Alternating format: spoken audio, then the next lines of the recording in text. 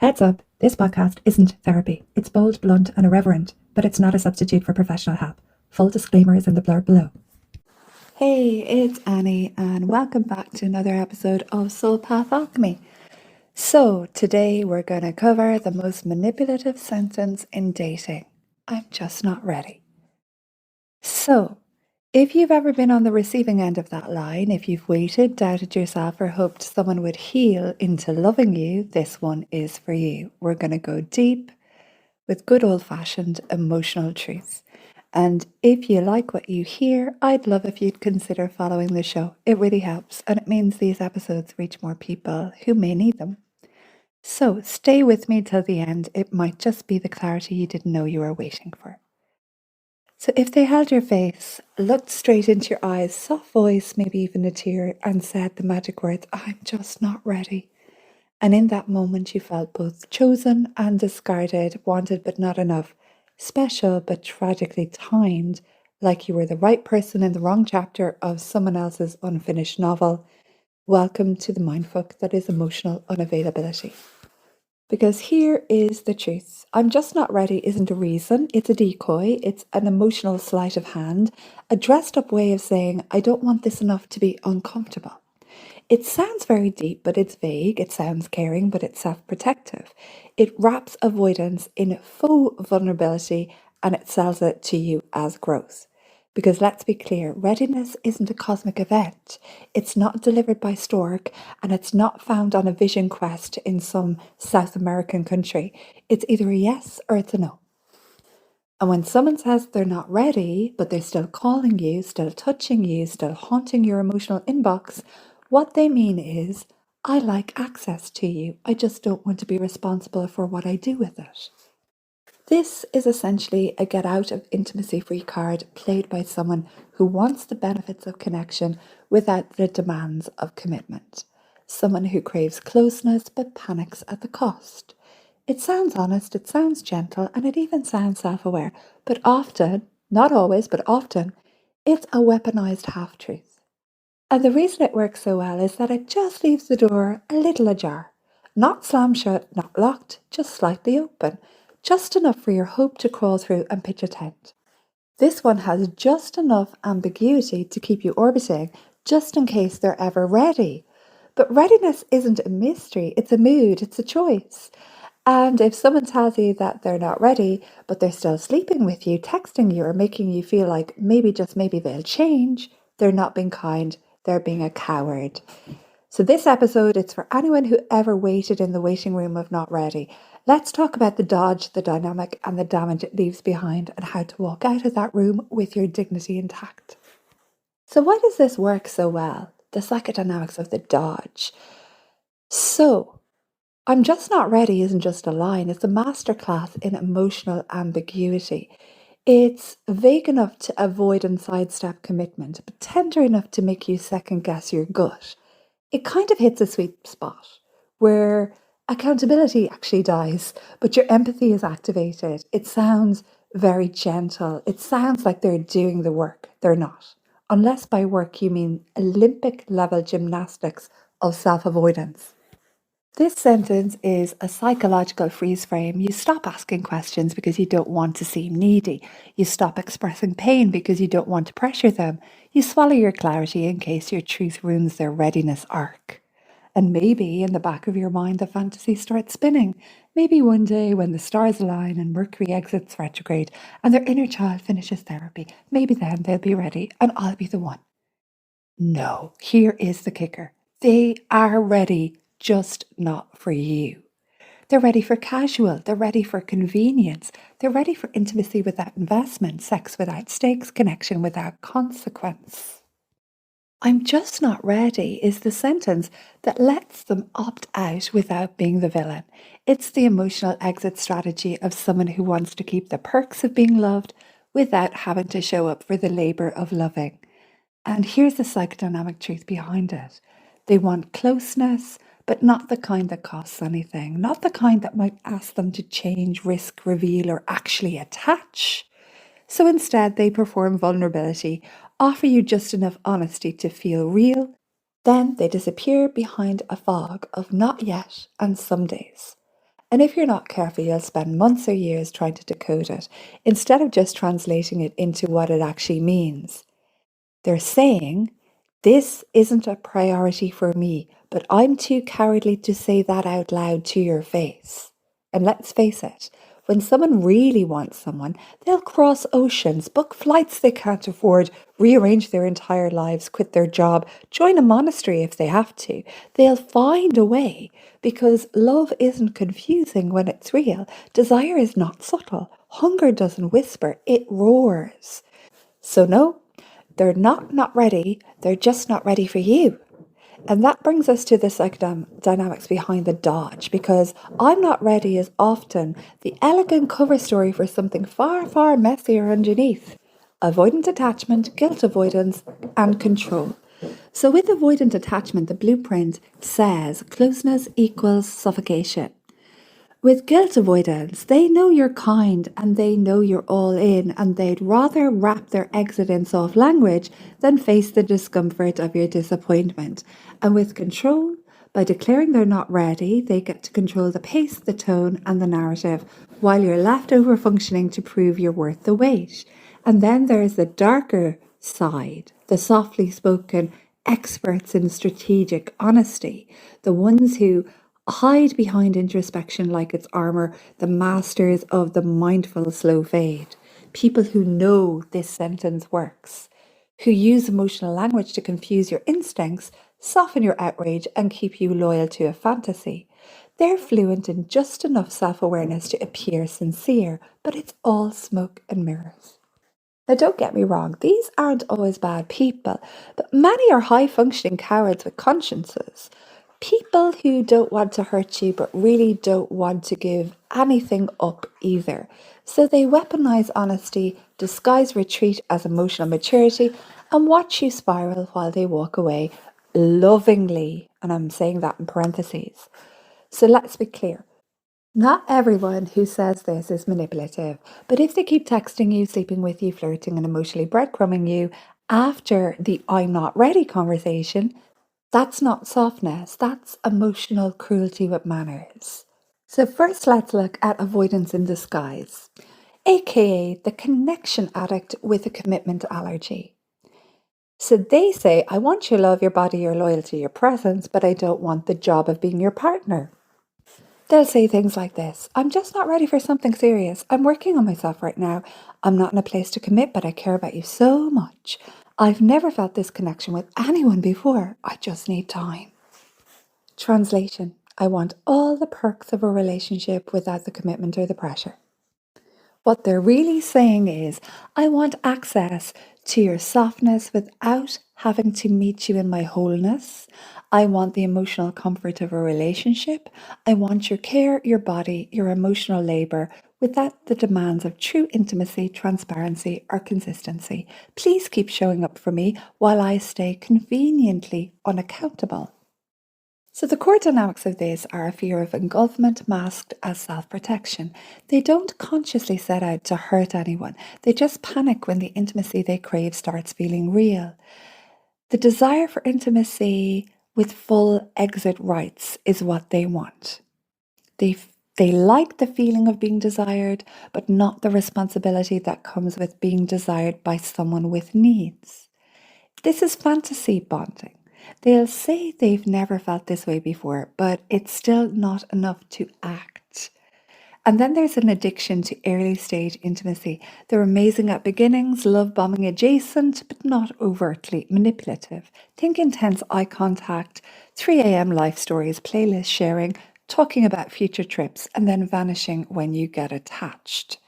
So the psychological profile here is often an avoidantly attached individual, but not cold. They have emotional language, they feel things, they cry during movies, they're often sensitive, but emotionally stingy. They may even be in therapy, may say they're doing the work, but therapy becomes another emotional buffer, a way to explain their detachment rather than change it. So deep inside, there is a belief that a true connection means loss of freedom. So they stay half in, half out, and blame timing or healing instead of facing the truth. They don't want to risk love that could ask something of them. And what keeps you hooked? Well, intermittent reinforcement, emotional fluency, mixed signals that mimic depth. They give just enough to keep the hope alive. They say the right things, just not followed by the right actions. You feel like you've bonded, but you're bonding with their potential and not their presence. And what does this cost you? Well, self-doubt, delayed grieving, emotional limbo. You start wondering if you're too much. You mourn something that technically never ended because it technically never began. You waste months or years in someone else's maybe, while your own yes starves.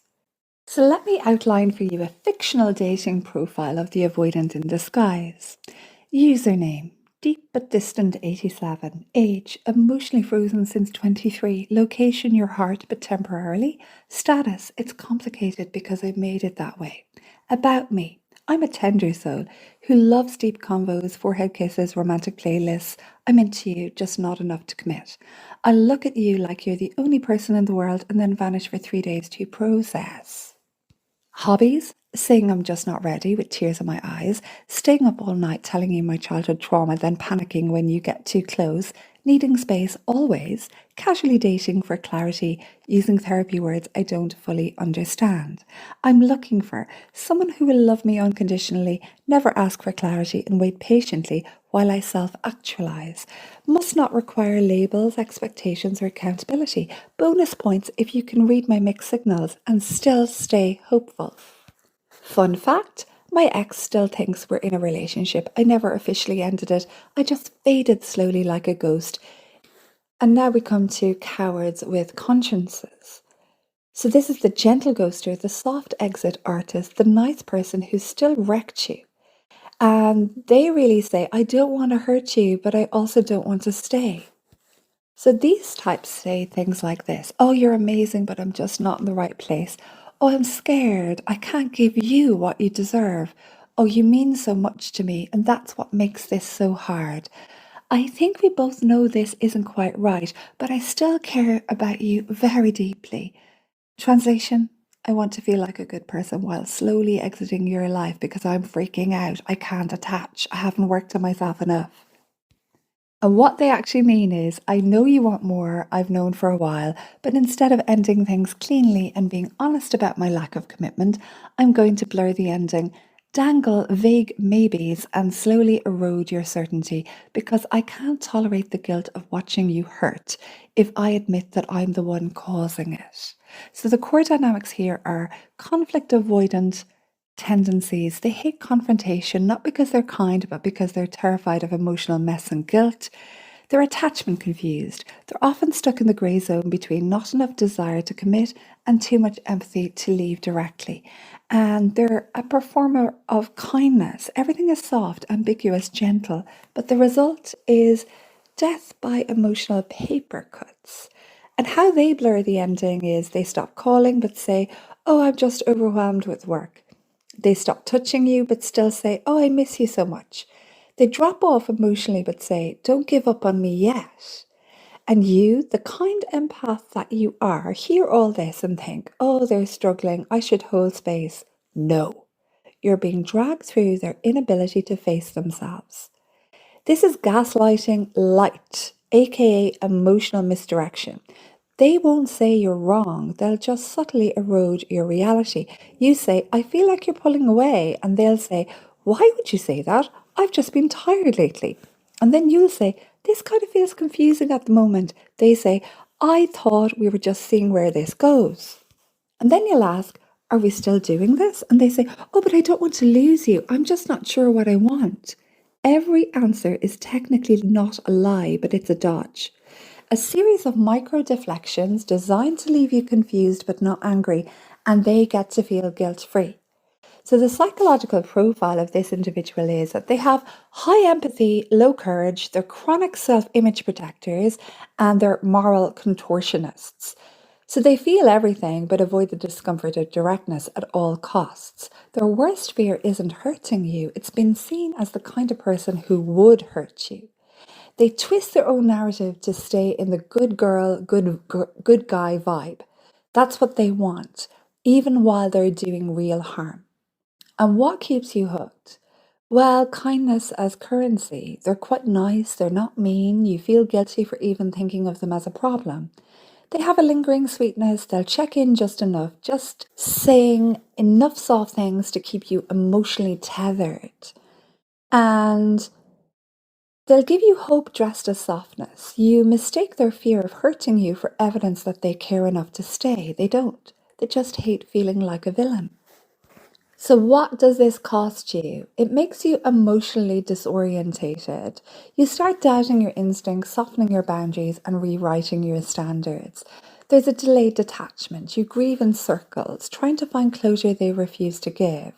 And then there's unconscious shame. You think you somehow weren't enough to make them stay, when really they weren't enough to be honest.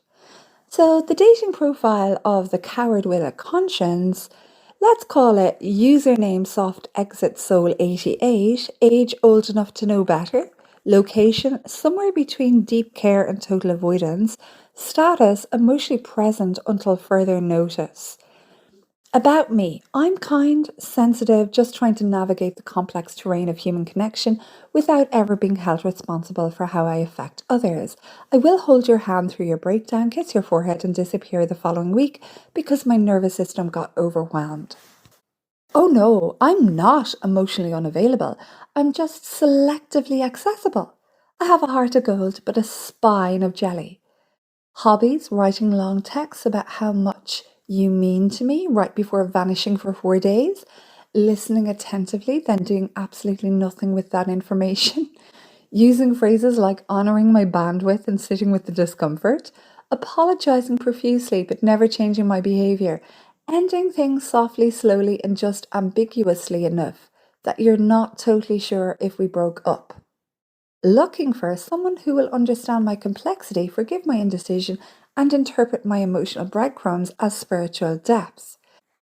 Must be patient, empathetic, and willing to process my mixed signals like you've done a PhD thesis on it.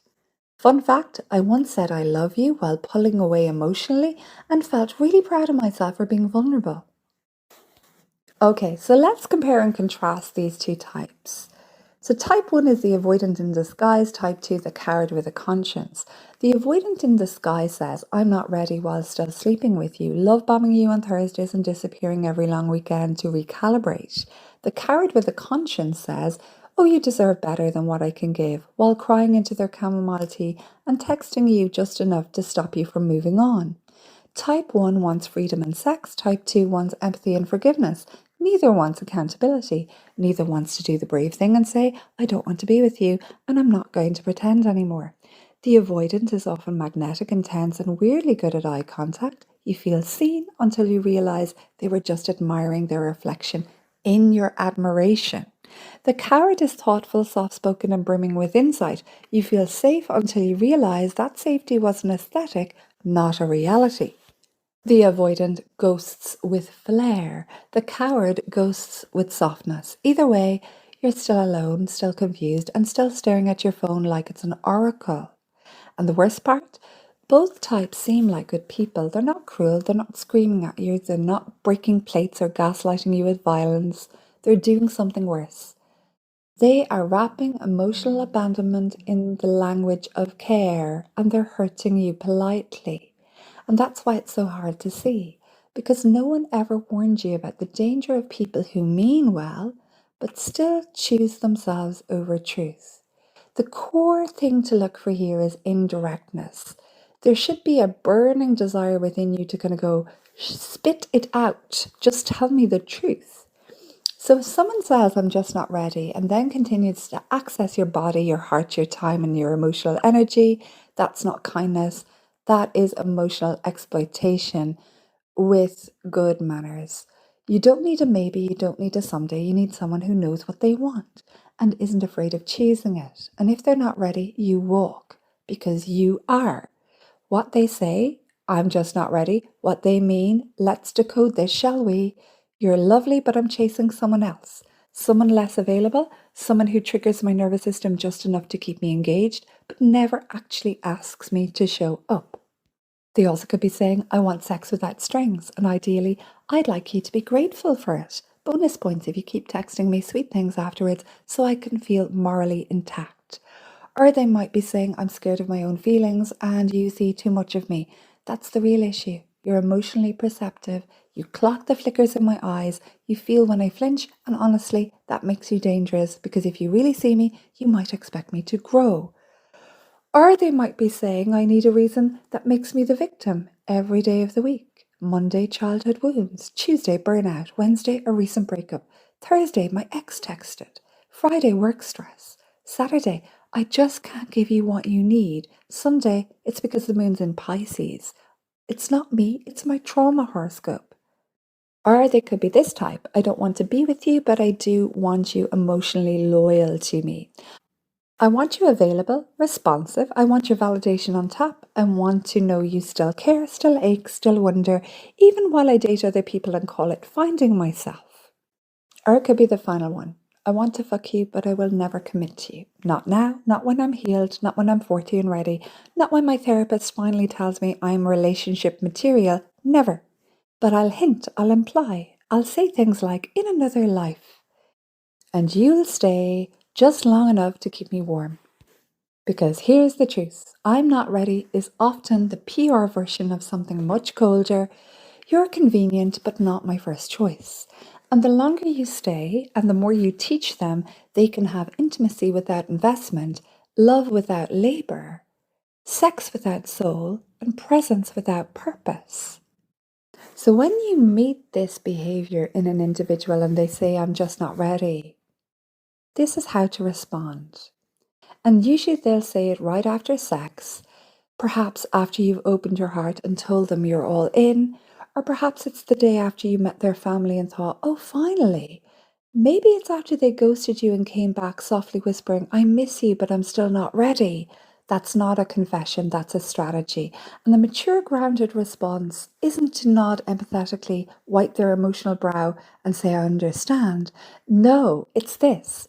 Thanks so much for being honest, but I want someone who's ready for me now. Not maybe someday. Best of luck. Have a nice life. Bye. Then leave. Not a half leave, not a maybe we can still talk leave. Block on everything. Eliminate everything from your phone. Delete everything. Not a slow backpedal with an open DMs policy. A quiet, clean exit. Because the person who says I'm not ready and keeps you in their orbit is not confused. They're comfortable. And you're being used as a transitional object. This is the moment to tap into a concept most people have never practiced: emotional self-respect. It sounds terrifying only if you've never used it before. But once you do, once you walk away from almost love, you realize you never needed closure. You needed clarity and courage. And what happens if you stay? Let's be real, most people don't leave right away. They justify, they wait, they beg the gods of timing to shift, and then you start lowering your standards. You accept crumbs and call it chemistry. You convince yourself their potential is your reward. You start thinking love is something you earn by enduring silence. You enter a fantasy bond. You replay those early golden moments, the first kiss, the way they looked at you, the depth in their voice. You confuse intensity for intention. You live in a past that never fully landed in the present. You gaslight yourself. You tell yourself you're too needy, too much. You think if you were just more patient, more chill, more whatever, they'd come around. You take on the emotional labor of fixing what they were never committed to building. You spiritualize it. You start saying things like everyone's on their own path while ignoring that their path leads directly away from yours. You wait while they move on. They're not stuck. They're living, dating, healing, posting photos with new people. They're not confused. They're just not choosing you.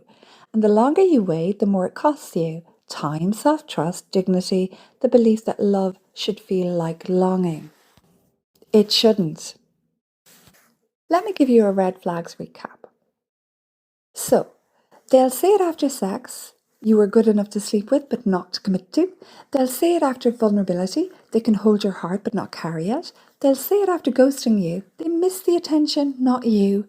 They say it after introducing you to their family, they want emotional warmth with zero relational cost. Each one of these is not just a red flag, it's a siren. It's your nervous system whispering, run.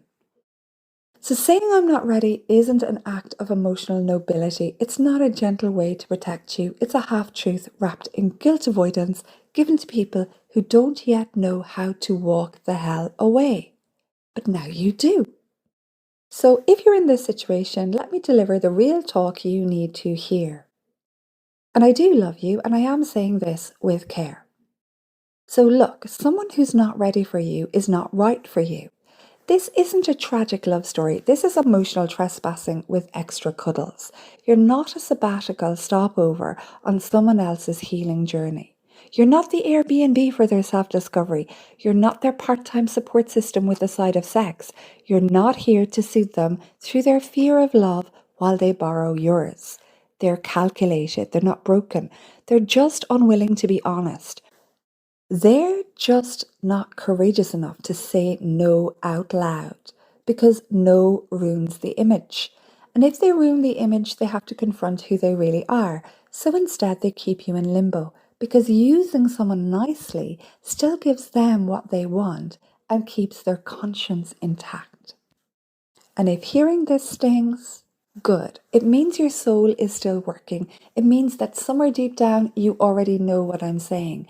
It means that there's a deeper part of you waking up and going, hang on a second, I've been rearranging my nervous system for someone who can't even rearrange their calendar.